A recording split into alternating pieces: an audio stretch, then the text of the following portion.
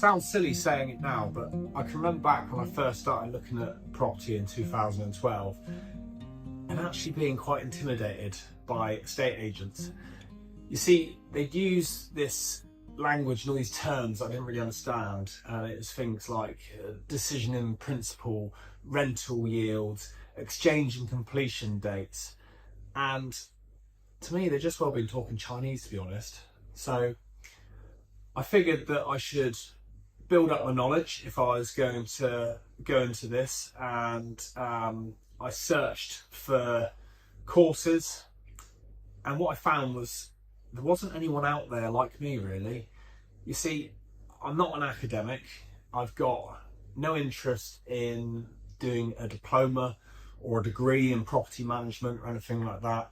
I just wanted a simple, practical, pragmatic guide to kind of help me along the way and show me what to do and when to do it. But yeah, I couldn't find anything out there.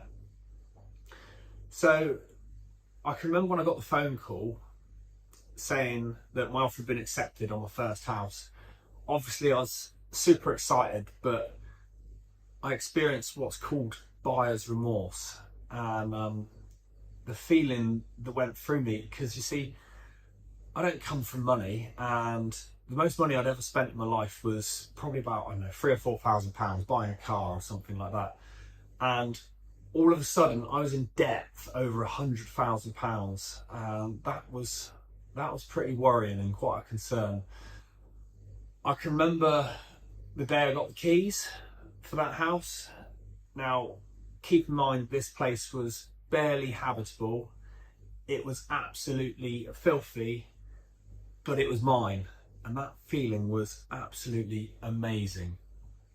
I loved it. I had this vision of this big grand design in my head, but the only problem was I didn't have the money to do it, and I didn't really have the knowledge to even get the ball rolling at the time. However, I persevered.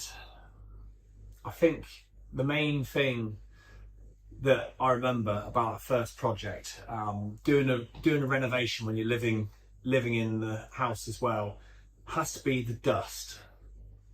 The stuff just gets absolutely everywhere.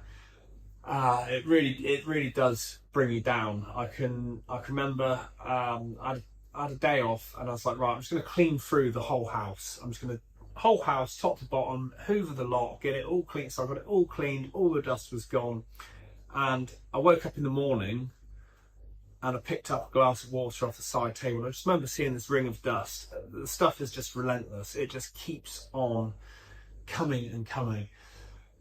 I can remember the overwhelm from the anxiety of that first project. Things now that seem really stupid, but it was like, you know, who do I speak to first? Do I speak to the bricklayer or the carpenter first?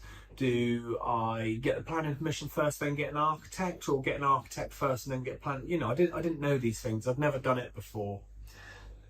But what I learned from that over 2 years was I learned how to schedule. It was quite a painful experience. I made a huge amount of mistakes. I wasted a lot of money, but bit by bit, I did learn it. With my second project, I very, very quickly learned the importance of having parking. That's something that holds on to me to this day. That's something I always look for now.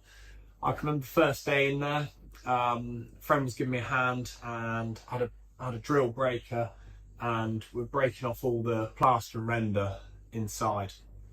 So there's an archway, and I had this breaker, and I was breaking away, and all of a sudden all this sand started pouring through this hole, and I thought, why is there sand coming from the ceiling? Thing was, you see, it wasn't sand at all. It was dust from where there used to be a beam there that was once upon a time holding up the wall. Literally everything I touched in that place just fell to bits. The stonework disintegrated, and by that end of that day, I was in bits. I was beside myself. I put every penny I had into what essentially was a medieval compost heap. but again, it was quite a hard-going, arduous experience. But it taught me how to cost a project. It taught me where to spend money, where you can save money, and you know, I came out of it all right in the end. But it was a painful process. During the time that I did these projects, as 50-50 partners with my cousin Will on a successful startup called BlackOak Ltd. I had quite a comfortable life because I had a wage coming in every month, so I didn't have to worry about that.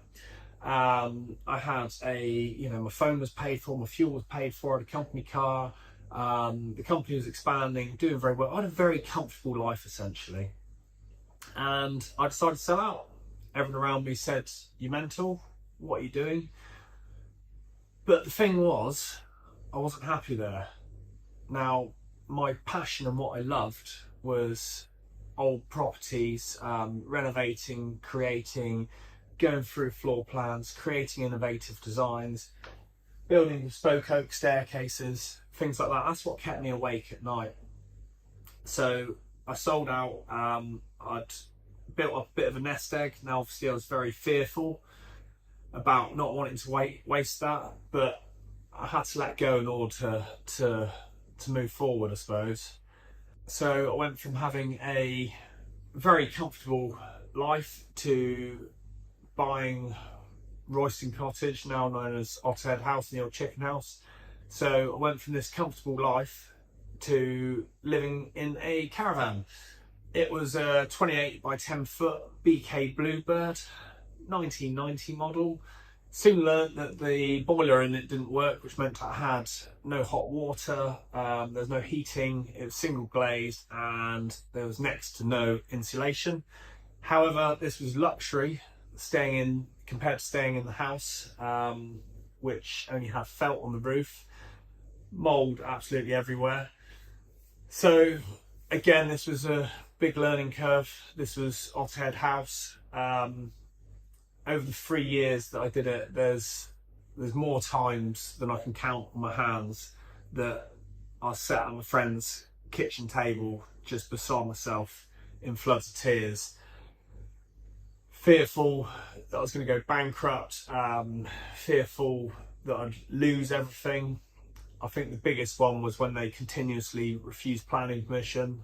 The stress from that was, I've never dealt with anything like it. But fortunately, I've got some really good mentors around me and a really good support network.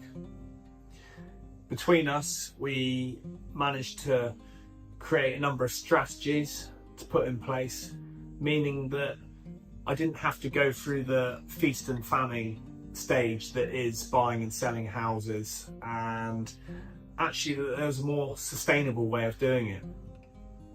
So what we came up with was holiday lets. We started off with the old chicken house and then Otterhead House.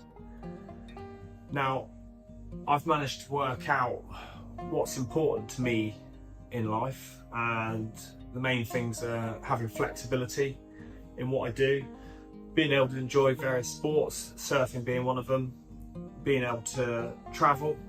I'm fortunate enough now that I escape to sunshine for 3 months every winter.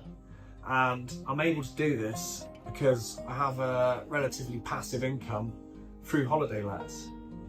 So if there's anything in this video that resonates with you, please do feel free to get in touch. Thank you.